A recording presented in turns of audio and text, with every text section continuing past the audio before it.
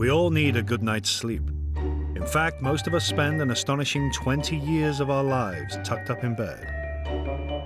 But what some people do when they're no longer awake is quite extraordinary. Olivia laughs. You can hear her talking as if she's with another child in the room, which can be quite scary. I really want it to stop.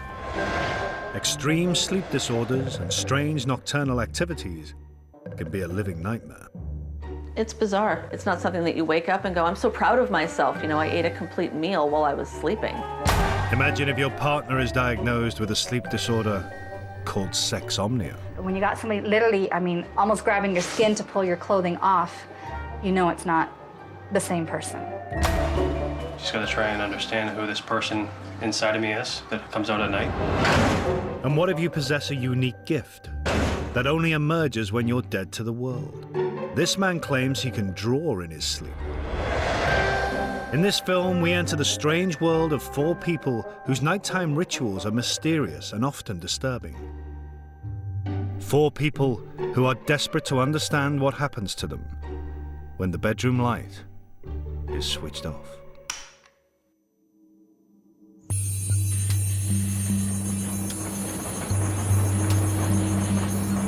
One in 10 people will sleepwalk at some time in their lives. It's called parasomnia. It can happen to anyone, but usually begins in childhood. Olivia White is 9 years old. She lives in Hampshire, and she's been sleepwalking most nights since she was 3. She'd jump up in bed and start acting out strange episodes, sort of like thrashing her arms around. And that was quite distressing. We would have to put pillows down the side of her bed when she was little. I hope as a parent that she's able to cope with it as she gets older. That'll be fine. The day Olivia doesn't care, she'll run around, she'll play. I can't resist a bit of cake. It's like there's nothing wrong.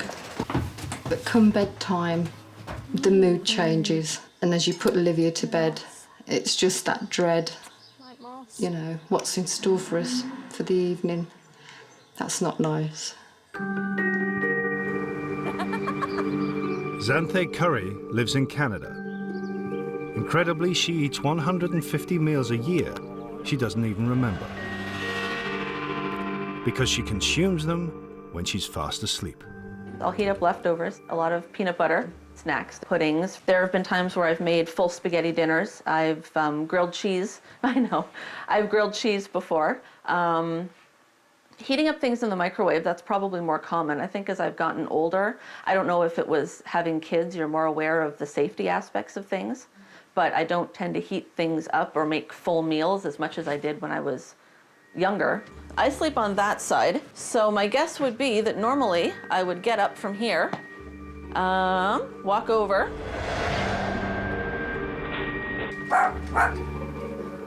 here. I would have come into the fridge or, into the cupboard in some way and prepared the food. Usually, honestly, not cooking it. It tends to be a grab thing. Eating it and then heading back to the bedroom. And the times when I am eating it in bed, I literally am just sitting like this, eating it. And then I'll kind of sort of come aware, put it down on the floor, and head back to bed. Xanthe's late-night feasts are peculiar, but the activities of some parasomniacs, like Tim, are more disturbing. Tim has been diagnosed with sexomnia. In his case, it means he tries to have sex when he's fast asleep with his wife, Amanda. He'll be pulling at your clothing, and whether you're wearing clothing or not, including your underclothing, he's still trying to basically have intercourse with you, clothed or not. And the pulling and the grabbing, normally in all respects, he's a very gentle person. But when you got somebody literally, almost grabbing your skin to pull your clothing off, you know it's not the same person. We've been together for 13 years, married for going on 4. And all along I knew there was a problem, but now as we've become more aware of it, it's gotten so bad over the last 2.5 years. He says when he goes to bed, he repeats in the back of his mind, leave her alone, leave her alone. What's your last thought as you go to sleep, really? My last thought is that I hope I keep my hands to myself. And that I hope I wake up in the morning and like she always explains that I'm a good boy. Where it's like I said, I shouldn't have to go to sleep thinking that, but it's the way it is. And when you don't realize that you're doing it, you're waking more up with more of a question mark. So am I getting a proper sleep? No, because I'm more worried about what's going to happen in bed, what's going to happen to her, and then what am I going to deal with in the morning? Or is she actually going to get out of bed and I'm going to see her on the couch? Even extreme conditions like sexomnia have been recognized by sleep experts. But this man may be unique. His name is Lee Hadwin, and he believes he's been drawing in his sleep for 20 years. If this is true, then his curious nighttime talent will be a medical first. I started sleepwalking at the age of 4 or 5, and then later on started wandering around the house a lot more from the age around about 7 or 8. And then at the age of 15, 16, my parents caught me drawing under the stairs. That was mainly scribbles, and it's progressed from there. I still do actually scribble, but yeah, it's become more intricate over the years. From the moment I start, I've got no recollection of getting out of bed, what I've done. It's only the next day, if I've done it, it's like any of these drawings, I've got no recollection of doing them. They don't even feel like part of me. So can it really be possible that Lee Hadwin creates these works of art in his sleep? Can such bizarre sleep behavior be explained? To find out, we decided to investigate exactly what Lee and our other sleepwalkers really get up to in the dead of night. Extreme sleepwalkers often get up an hour after they go to bed.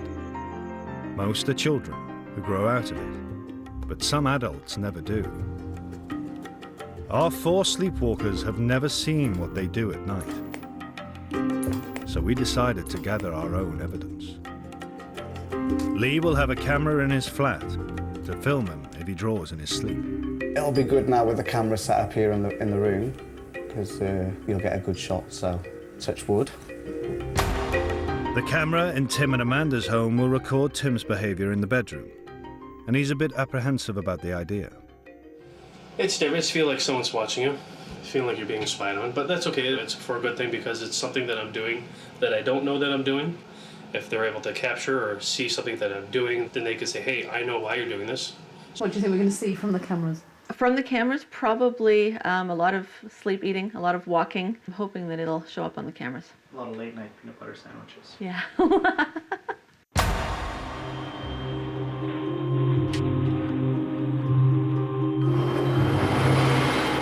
So this will sit on the forehead here. Yeah. You'll have one here, one electrode here, and the other one behind the ear here, connected to the side of the neck. Okay. For Lee Hadwin, our experiment goes one step further.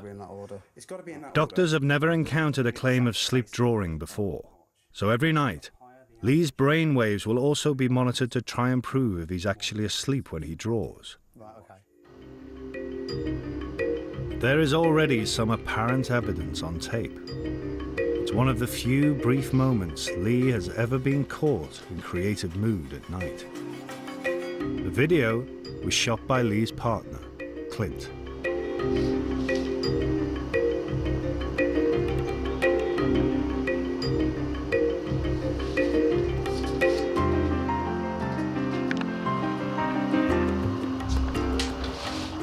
Lee.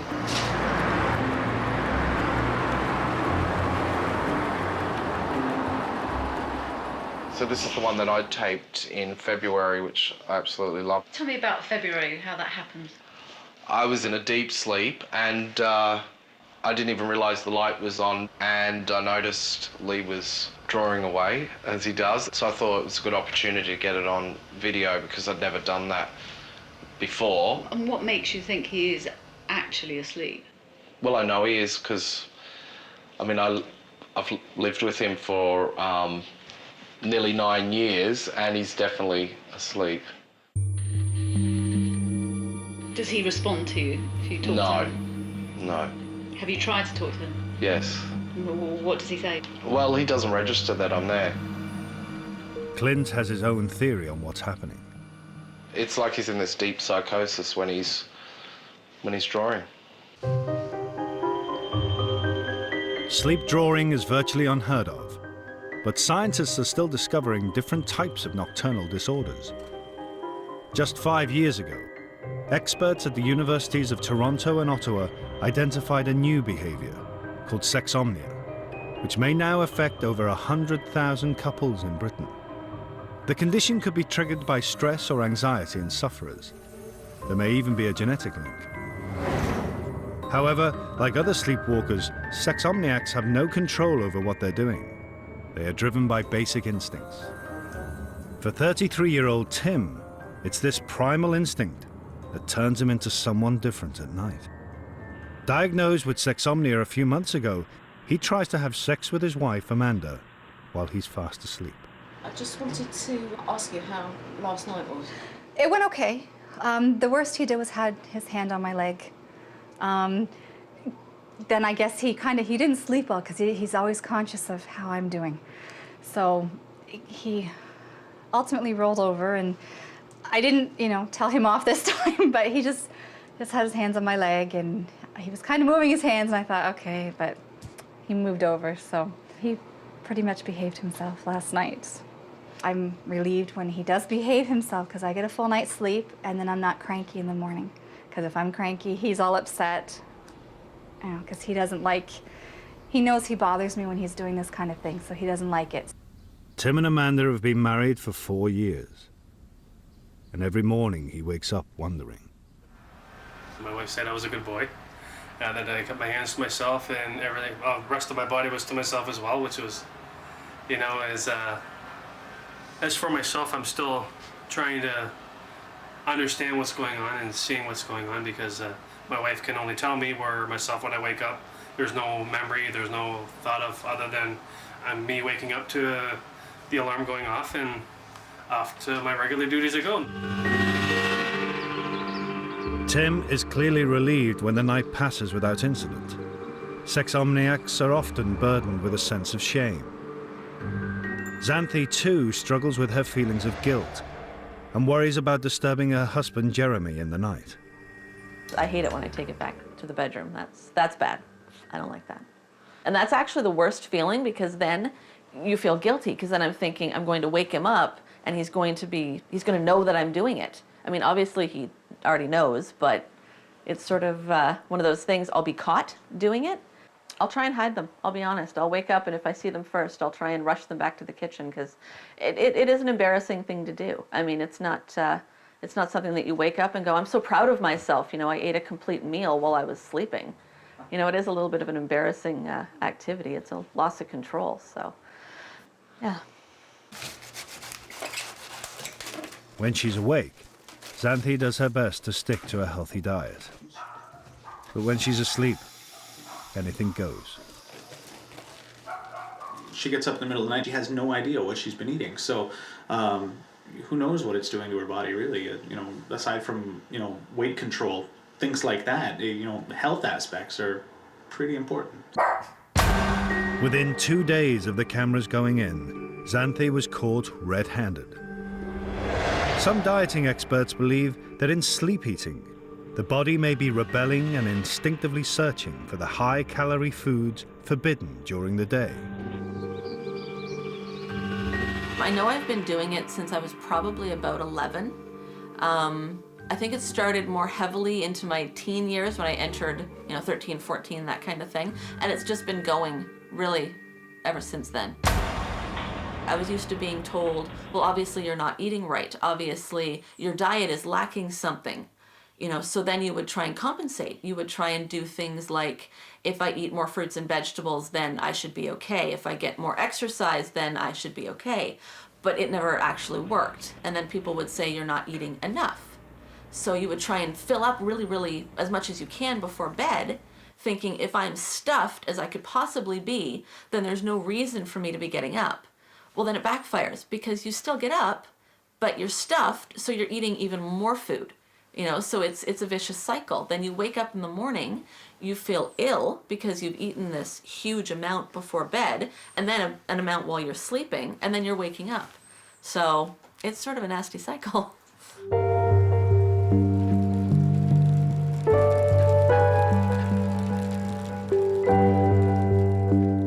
As Olivia White grows up, her mum is even more determined to break her sleepwalking habit. I sleepwalk, but I don't know because I don't actually see or hear what I'm doing. What do you do to help yourself get to sleep? I cuddle on my teddy and close my eyes, then I just drift off. There seems to be no end in sight for Olivia's mum, and it's affecting the whole family. She's 9 years old now, Olivia, and I don't think there's been one night where I haven't worried about what her problems are. So 9 years of no sleep and 9 years of worry really takes its toll on the family. What's your concern for the future? Well, as she's getting older and she becomes a teenager and wants sleepover with her friends, she's not embarrassed to take that step away from us to be able to sleep away from home. When she gets older and has relationships, to be able to be open and honest about her sleep. Most parasomniacs would give anything to sleep normally. But Lee Hadwin isn't like other sleepwalkers. He's proud to call himself a sleep artist, and his creative output by night has created quite a stir. He hopes it might lead to bigger things, so he can give up his office job. Lee's adamant he is asleep when he draws, but sleepwalking usually only involves simple automatic behavior, things we're used to doing in the day.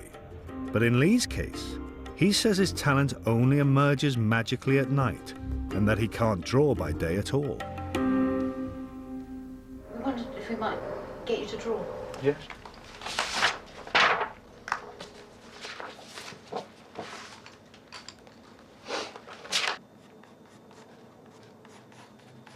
That's the best I can do.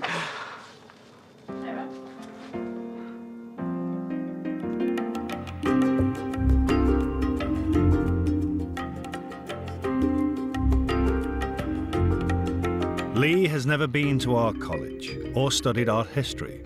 In fact, he wouldn't know his Titian from his Turner.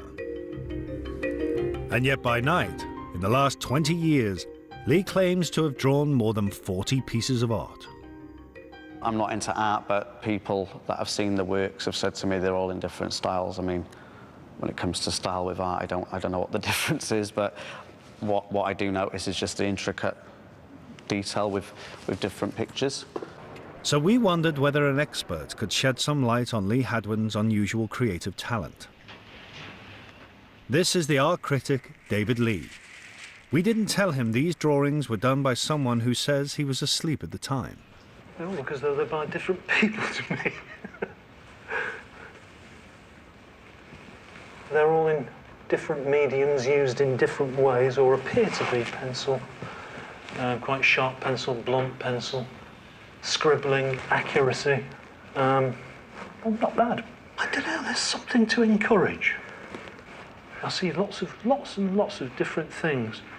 But they all strangely look as though they've got some kind of purpose, because a great deal of effort has gone into... I mean, some of them are completely effortless, but a lot of effort has gone into this. And the person who did this, as well as the person who did the graffiti, has taken a great deal of trouble not to confuse it.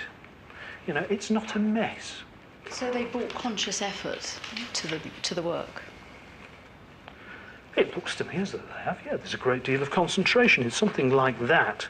If it's a doodle, there's a great deal of concentration, I'd have said, in something like that.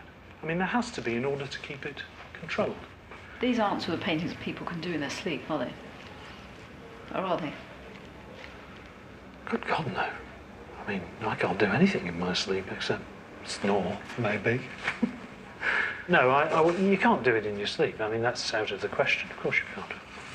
I mean, that's rather precise. That's getting better.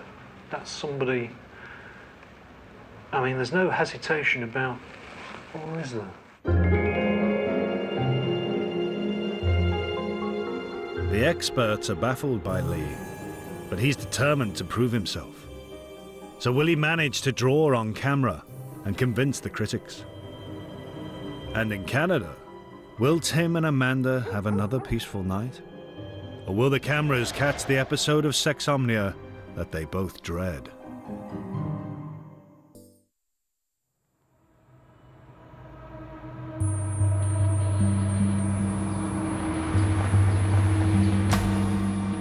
It's 7 a.m. and we've been called to Tim and Amanda's home. Something's happened in the middle of the night. Good morning.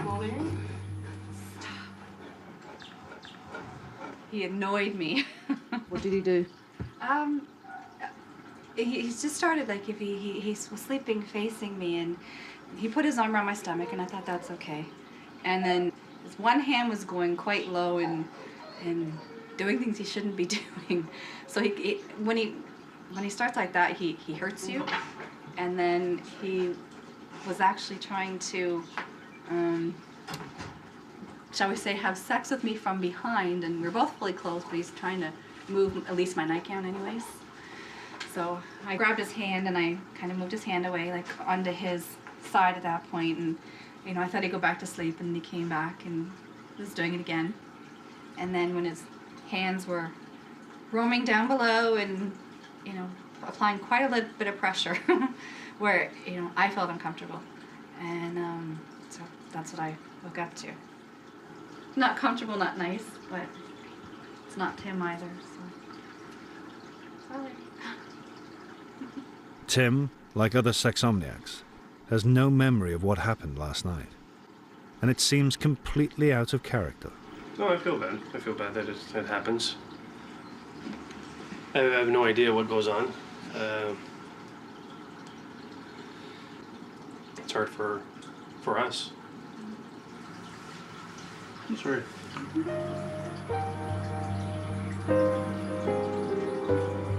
By day, Amanda says Tim is gentle and sensitive towards her.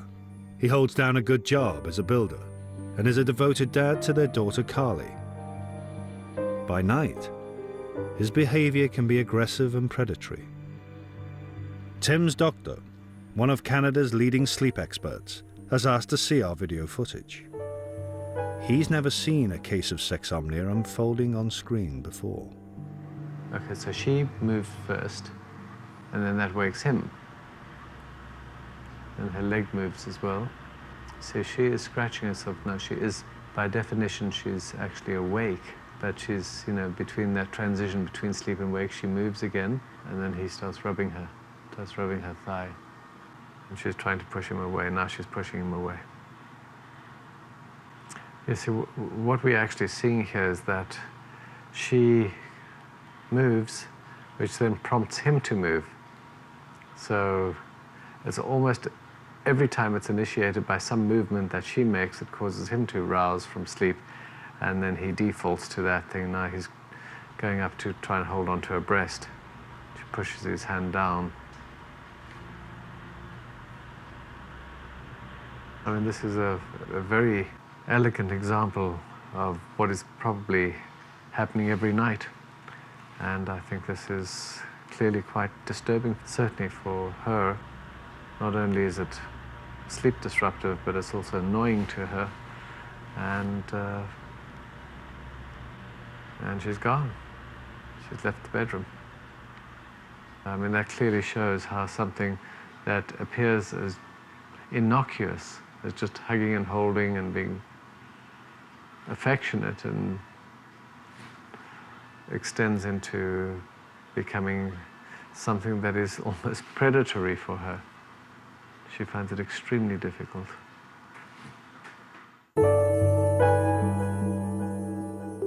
"7 years ago, Amanda suffered postnatal depression. It affected her sex life with Tim, even though his sexomnia had emerged years before. We don't have a lot of sex now because of it, because of the problem. Me knowing that how frustrated she is with it, you know, whether I want it or not, it's, you know, Amanda knows that I'm a very a true person where I'm not out, I won't go to somebody else for it. I'm with Amanda, that's who I'm with, that's the way it is.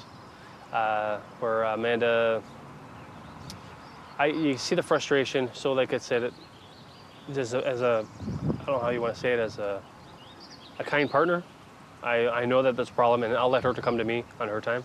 So then maybe, like I say, I may have a good week where nothing happens, so she may be feeling a little frisky. So it's, then I let it happen. But if not, I'm not out to force her, because I know it's hard for her to deal with as well. Even our wedding night, we came to the bedroom and obviously consummated the marriage, but he went out to the couch because, I mean, enough is enough. So I still married him even though he had this problem. But I know it's not his fault and it's not him, because I wouldn't have married the person he is when he's sleeping. It's taking a toll on our relationship. We're becoming more argumentative. So the hardness with this is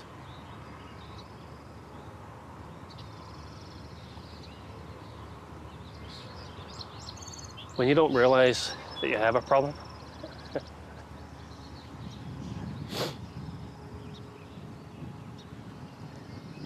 Brings out the sad person inside me.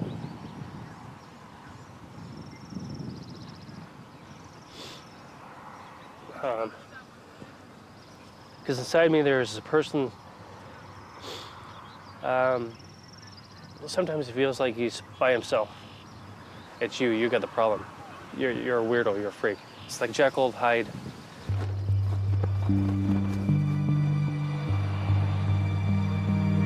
The battle between night and day for Xanthi is also about staying in control. At night, she tells herself not to eat in her sleep.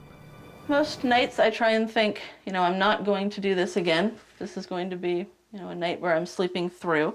And some nights it is, some nights I'm fine and I sleep all the way through. Other nights I get up and I eat. It can get pretty bad. There was a time back in the fall, actually, where I think I was doing it probably every day for almost a month. That started getting a little difficult. That was difficult to deal with, because I thought, oh my God, this is never going to stop. I worry that the kids will do it as well, and that it's something that's basically just going to continue forever. That's not going to stop. Watching the footage from our cameras, Xanthi is about to come face to face with her sleeping self for the first time. It's bizarre. It's very bizarre. I'm not even sure what to think, actually. That looks like poltergeist. Now you're having some milk. That's why I couldn't have cereal this morning. Straight for the cookies. Which I'm neat about it. It just doesn't make sense to me. It is a bit odd that you're just standing there eating. Yeah. Unfortunately, I don't think it is odd. Not for me, at least. No. I've never seen it before. Like, I've seen it in terms of feeling like I was watching myself do it, but I've never physically seen it before. Xanthi and her husband Jeremy may be shocked, but Xanthi is also relieved. I'm not crazy. It is actually happening. Because for a long time, I actually thought, it's not actually happening. These are... Maybe it's just a dream. Or... Yeah, these are just horrible dreams. But now it's proof. I know it's not, but now it's almost physical proof that it's not just a horrible dream that I've been having.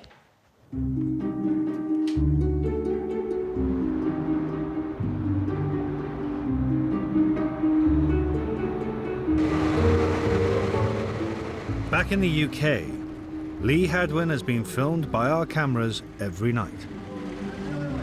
So far, he hasn't drawn anything in his sleep. But now he's going to put himself under further scrutiny at one of Britain's leading sleep clinics. This is Dr. Chris Itzikowski. He's fascinated by Lee's case, and he's examining the video footage shot by Lee's partner. It's a piece of evidence showing Lee drawing when he says he's asleep. But on its own, it's inconclusive. If I think about people who eat when they're in a sleepwalking state, they tend to be quite messy in terms of how they eat, and they may be able to use knives and forks, but equally they're likely to chop at their fingers as well. So one doesn't expect highly tuned, coordinated behaviour, and that's where he becomes interesting. I think that bit is interesting, as if he is looking at something. So as he watches Lee, the doctor is looking for clues. Moderately dilated pupils. What I really want to achieve coming to the sleep clinic basically just to try and get, hopefully, if they've got an understanding of exactly what is happening whilst I'm asleep. I mean, what I want to get from this, and the reason why I've done this, is basically just to A, get an understanding and hopefully try and capture something on film for everyone to see. You keen to prove? Yeah, definitely, yeah. That you 100%. are actually asleep? Definitely, yeah. And hopefully, I'm praying for the next couple of days while I'm at the sleep clinic that something will happen. When he was looking at the drawing there, he's sort of looking as if he's appreciating what the drawing is about, and there's some facial gestures in there, which it's not the usual blank, emotionless, fixed stare that one gets from a sleepwalker. Then on the other hand, most of them aren't drawing either, so. Hi, how are you? It's Lee. How are you? Nice to meet you, Hannah. Lee is about to undergo a night of rigorous testing. Will science be able to provide the proof that he is actually asleep while he's drawing? Oh, okay. Right. Comfy bed, yeah? Yeah, I'll show you on the other. Right, cool.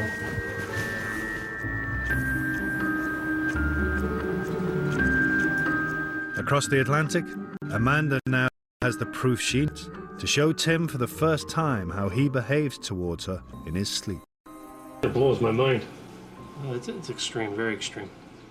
Well, this is nothing, really. This is mild. Tim is shocked by what he sees, but unfortunately for Amanda, it's an experience she's lived through many times over the years. It's embarrassing. Yeah, but you gotta remember, sometimes this will go on every night. Yeah. So it's a nervous laugh, but I can fully understand. But if this is being a mild, I don't know. Oh, goodness.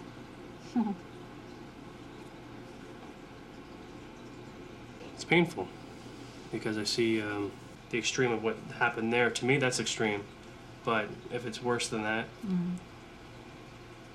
No stopping you, basically. Or that's just kind This here is just a monster. I'm taking it, and that's what it is. Tonight at the Edinburgh Sleep Clinic, the stakes are high for Lee Hadwin. He hopes he'll be one stage nearer to securing the proof he needs. For Dr. Chris Idzikowski, Lee is a unique patient.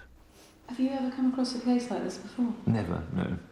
I'm not aware of anybody actually doing it, so I'm not quite sure what he's doing, whether he's actually replaying something from his mind or actually being creative at the time. So it could be images that he's picked up that he's now reproducing. Is the brain capable of that? Oh, entirely. The obvious extreme case is post-traumatic stress disorder, where people have recurrent dreams about a particular event. There they replay those dreams the whole time. So if we talk about him replaying snapshots of something and concentrating on those, to some extent I think we have to think in those terms, because he's not actively trying to paint something that he can see in real life or from photos. It has to be something represented in his mind and in his memory. As night falls, is a new medical sleep condition about to be uncovered? Could medicine also provide some desperately needed answers, or even cures, for the other sleepwalkers we've followed?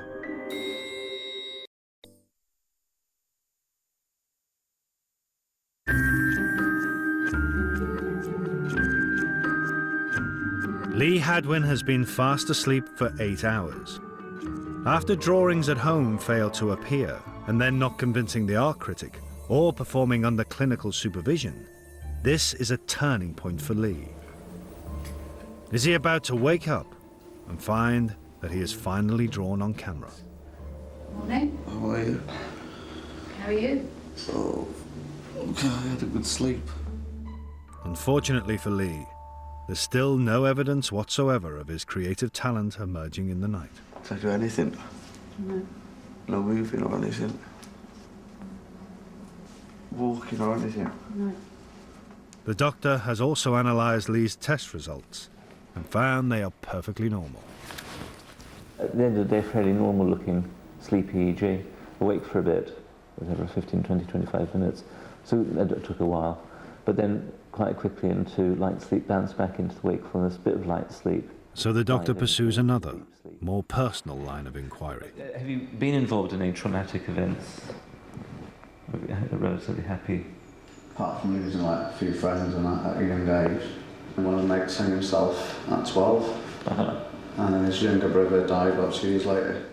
Lee reveals that at school a number of childhood friends died at a young age. It prompts the doctor to begin to explore more serious possibilities, such as split personality disorder. And you don't get any disconnections with reality? No, not yet. No. One is almost thinking along the lines of multiple personality disorders, where people split into other personalities and jump back into that role and retain memories associated with that role. You're almost doing that kind of thing during the night. But everything's benign as far as I'm concerned. As long as you're safe when you're drawing, then carry on drawing. I hope he's investigated more, because he's looking at a more interesting case than I originally thought, funnily enough. I've switched from being totally cynical to regarding it as more plausible, because having talked to him, there are various elements in what he said that seemed to me that although he could be inventing the whole thing, he'd have to be really aware of everything that's going on to get it right. So I'm now in the mode of just wondering what is going on. I mean, one's got three possibilities. One is that it is a sleep-related activity. Another is that he slips into a different mood of wakefulness and operating in wakefulness, which would be interesting in its own right if he doesn't actually recall it. And the third, he's making up the whole thing. The third is the least interesting. The first two are definitely interesting.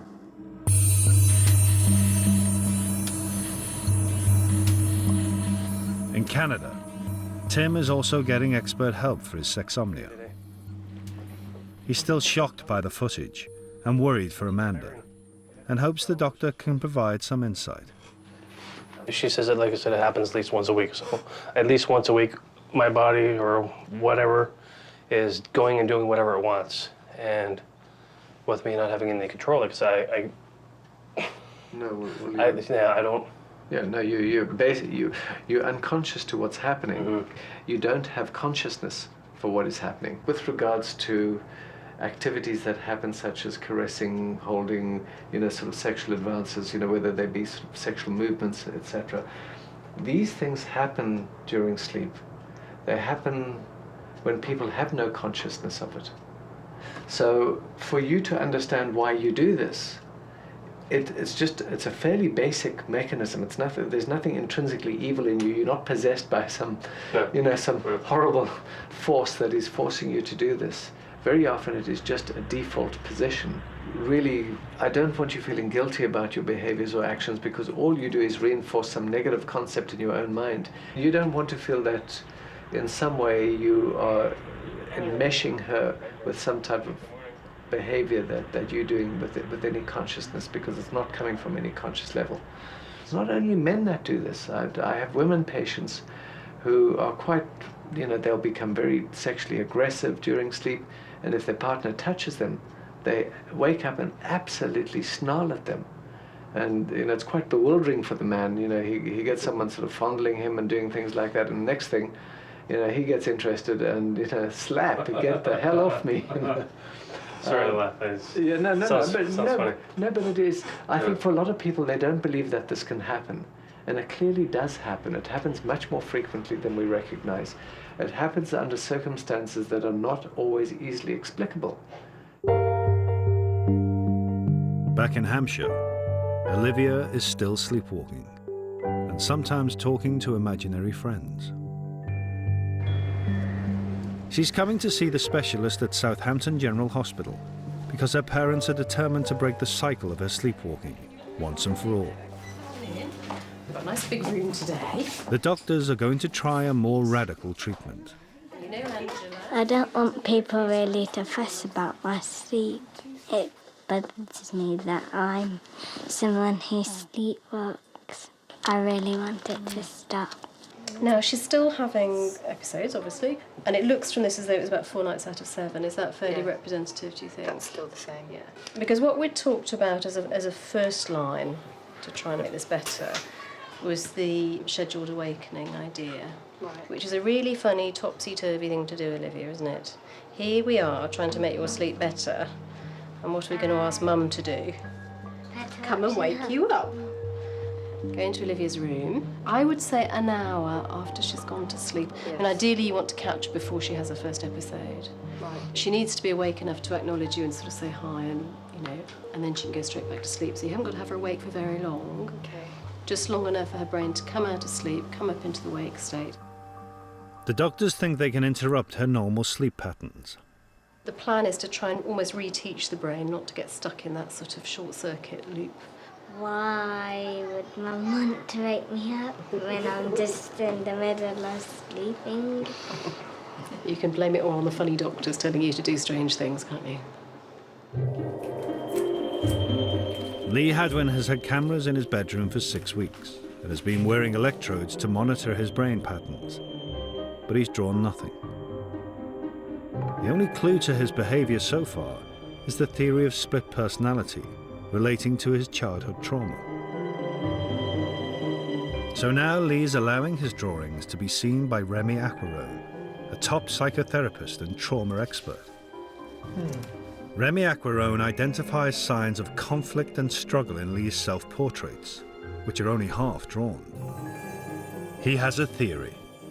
Could the two faces represent two parts of Lee? A daytime Lee and a quite different nighttime Lee. Hello, I'm Remy Aquarone. Pleased to meet you. Do come in. The consultation with Remy Aquarone takes nearly 2 hours. The psychotherapist mainly focuses on the death and funeral of a close friend when Lee was just 13. Did you go to his funeral? Yeah. Okay. What was that like? Well, quite horrific, really. Do you remember how you felt? I just remember just sobbing and sobbing. You were sobbing and sobbing? Yeah. Is it similar to how you've described watching yourself sobbing when you were having a nightmare and downstairs? Part of it would have been. Part of it was. Tell me about that. I just always remember looking at my jacket, and just one thing that stays in my mind is my teardrops on my jacket. Right. Just, yeah, looking at that, at the side of me as well. Would that be from the side of you? Or From the side. From the side? From the side, I think. From the side? Yeah. Okay. Yeah. That's a dissociative mechanism. That's you dissociating from you and looking at yourself. Right. As much as the one when you talk about much earlier on doing that. So those are ways of dealing with the situation by watching it and being slightly detached. That would come under a dissociative definition. The therapist thinks that at times of trauma, Lee manages to cut himself off from his emotions in a kind of out-of-body experience. There's no doubt in my mind that the system you are using to emotionally deal with things that for a child, most children will be impossible to deal with, is by separating them out, okay? It's a civil mechanism. It means that you could be there watching that other side of you, or sides of you, were dealing and carrying the emotional effect of it. And so the sense is that you're not asleep, that this is a dissociative phenomenon going on, from what I am picking up from you, okay? Sure. And that part of you or parts of you have been free to express themselves when you're asleep. It's the expert's view that Lee's nighttime drawing may be a way of escaping from reality, a process first stimulated by his own traumatic experiences. I think he's like in a hypnotic gaze, and that's a dissociative state. He's someone who draws in an altered state of consciousness. I'm glad that I've come here today, because it's shed some light on the fact that according to him, if I'm not asleep, then obviously I'm on a so-called different plane, so to speak, which to me makes it even more interesting. But you call yourself a sleep artist? The sleepwalking artist, I know. I'll have to go with another name. Yeah, I'll just have to find out what the name of this altered state of mind is then. So, you know, a bit more therapy's needed. Lullaby and good night. A few months on, Xanthi is still searching for clues to her sleep eating and is having more tests. Thou shalt wait. But the radical treatment to change Olivia's sleep patterns hasn't worked. So doctors are considering drug treatment. Thou shalt wait. Tim has been prescribed drugs to keep him in a deeper sleep. And there have been fewer nighttime incidents. Amanda says she will also go to counseling with him. Lee has been told he appears to have no conscious awareness when he draws in the night. But it remains a mystery how even in a hypnotic state, Lee can draw such complex pictures. But he's been warned. Analyzing his own behavior with more therapy might mean he may never draw again. The UK's second biggest killer is drink driving, and to get through to people just how dangerous it is, Gethin Jones presents a special police camera action tomorrow night here at 9.